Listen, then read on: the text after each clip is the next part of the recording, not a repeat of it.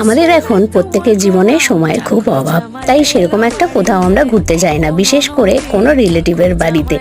কিন্তু তা বললে হবে, রিলেটিভের সাথে তো সম্পর্ক রাখতে হবে, কারণ আজকে আমাদের ছেলে মেয়েদের আমরা যেরকম শেখাবো তারাও কিন্তু সেরকম শিখবে। তো চলে এসেছি আজকে ননদিনীর বাড়িতে।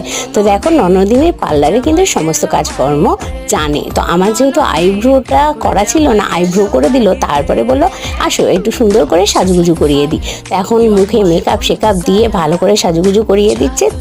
আর আমরা অনেক গল্প করছি। আর আসলে এখন কারুর বাড়ি আসতে গেল প্রায় বছর ঘুরে যায়, তাই অনেক গল্প, অনেক কথা থাকে। তাই কথা বলতে বলতে দেখো আমার ফাইনাল পুরো মেকআপটা কমপ্লিট হয়ে গেছে। এবার শুধু জাস্ট লিপস্টিকটা দেবে। তো কাজল আমি পরিনি, কারণ এতটা রাস্তা যাব আর গঙ্গা পার করে যেতে হবে, ব্রিজের ওপর দিয়ে যেতে হবে।